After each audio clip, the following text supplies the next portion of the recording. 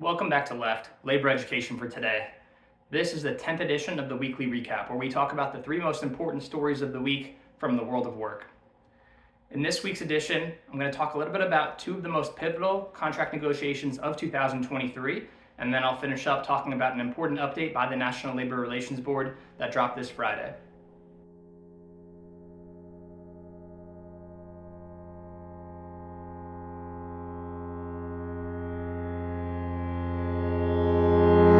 So to get us started, I want to give a quick update on the United Auto Workers and their negotiations with the Big 3 Detroit auto manufacturers.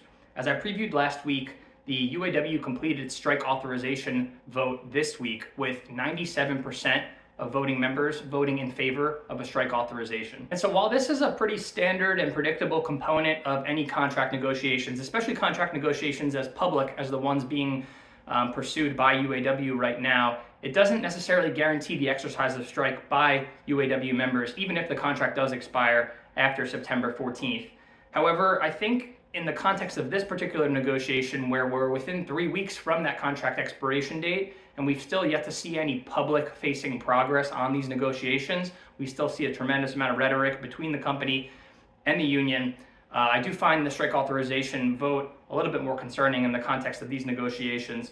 And in response to the strike, all 3 companies did issue PR statements expressing their steadfast commitment to getting a deal done that's fair both to the workers and also to the company. And at the same time, the UAW continues to release its live streams by President Shawn Fain, where they continue to express their commitment to getting a significant deal for their members that massively improves their terms and conditions of employment. And in a video released by General Motors, Gerald Johnson suggests that the parties are working diligently behind the scenes, including through the weekends, and references their preference to continue working in privacy, which suggests to me that it's possible more progress is being made than the public is being informed about, but still concerning as we're only a couple weeks away from that contract expiration in such a high visibility contract negotiation.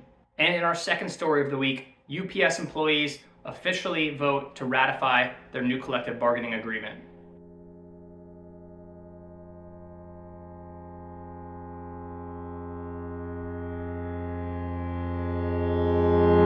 On Tuesday, the International Brotherhood of Teamsters announced what is essentially the end to an arduous process of collective bargaining with UPS, resulting in the ratification of a historic agreement that's going to significantly improve the terms and conditions of employment for over 340,000 UPS workers across the country. According to the Teamsters, over 86% of voting members voted in favor of ratification of this historic agreement, which turns that tentative agreement into a fully executed collective bargaining agreement. President Sean O'Brien is very pleased with the contract that he and the Teamster Bargaining Committee were able to accomplish on behalf of those 340,000 workers, saying, "Our members just ratified the most lucrative agreement the Teamsters have ever negotiated at UPS. This contract will improve the lives of hundreds of thousands of workers.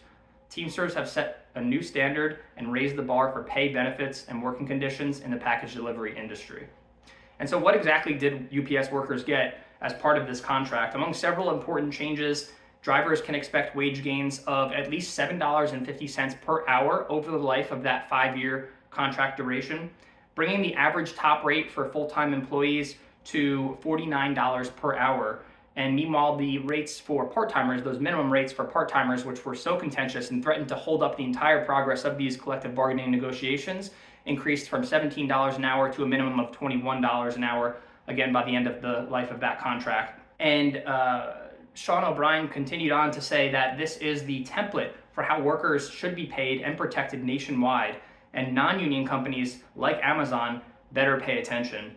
And so with the statement, as well as with the momentum of the labor movement across the United States, it's clear that the Teamsters are not going to stop here, both at UPS and externally at other companies in the industry.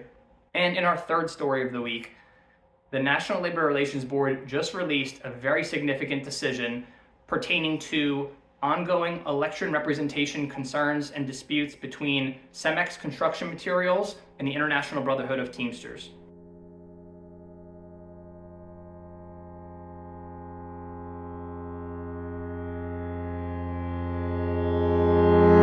on Friday, the National Labor Relations Board released a decision in favor of the Teamsters over a representation dispute that they were having dating back to 2019 with the Cemex Construction Materials Company. And in 2019, about 366 ready-mix cement truck drivers voted against union representation by the Teamsters. However, the Teamsters argued that employees had been unfairly influenced by unfair labor practices that were allegedly committed by the Cemex Construction Materials leadership. In the subsequent hearing, an administrative law judge agreed with the Teamsters, arguing that the company did violate the National Labor Relations Act in the form of over 24 unfair labor practices, including retaliatory discipline against union organizers, threatening plant closures, spying on and interrogating employees, and then also allegedly hiring a security force to intimidate workers and coerce them against participating in those union organizing activities. And accordingly, the board provided the following rationale in support of its order and remedy. In addition to the board's ordinary remedies for the violations found, the judge recommended setting aside the election and ordering the respondent to provide for the board's remedial order to be read aloud to employees and to provide the union with several special access remedies prior to a rerun election. The judge did not recommend the General Counsel's requested Gissel bargaining order. As discussed in detail below, we agree with the judge that the respondent's conduct requires setting aside the election. We also adopt the judge's recommended notice reading remedy. However, contrary to the judge, we find that the respondent's conduct also warrants a remedial affirmative bargaining order, and we shall amend the judge's recommended remedy and order accordingly. And so essentially what the board is saying here is that they agree with the administrative law judge's conclusion that the results of the election should be thrown away, meaning the decision by employees back in 2019 not to be represented by the Teamsters is going to be set aside. However, unlike the judge, the board is saying that the company needs to go a step further. Rather than setting up a rerun election, the board is saying that the company needs to remedially certify the union without any additional election, which is a significant requirement for that company and basically prevents those employees from participating in additional union election because the board is saying that their original election was so significantly tainted by the unfair labor practices that were committed by the company.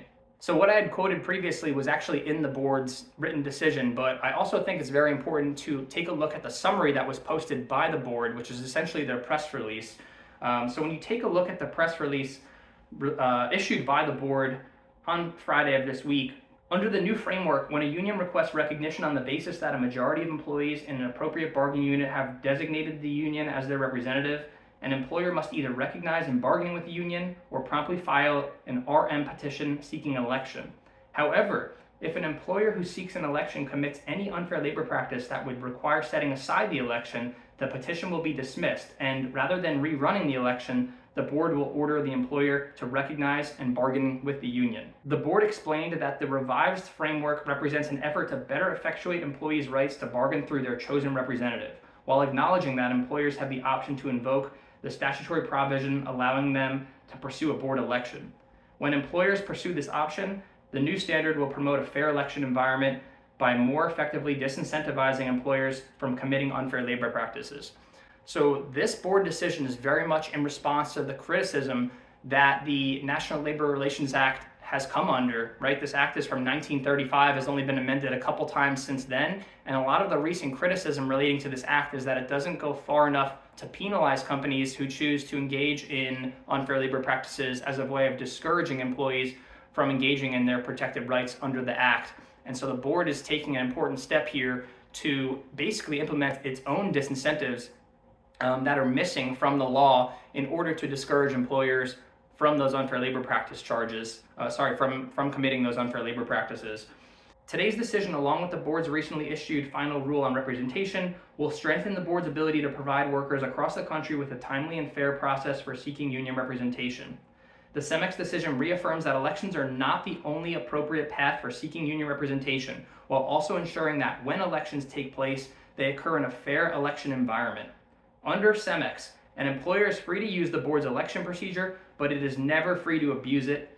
It's as simple as that. So as the board is summarizing its ruling here in applying that to the CEMEX decision, the board and the administrative law judge found over 24 unfair labor practices committed by the company, and As a result of that, retroactively applying this new standard, the company is required to remedially certify these employees as being represented by the Teamsters, even though those employees did not ever vote in majority favor of representation by that union.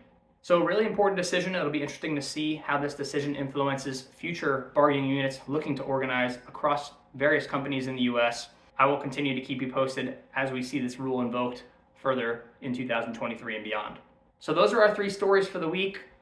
Tried to keep it short and sweet this week. Hope you enjoyed it. I hope you learned something, and I hope you click back in next week for the 11th edition of the Weekly Recap. Thanks so much for watching, and take care.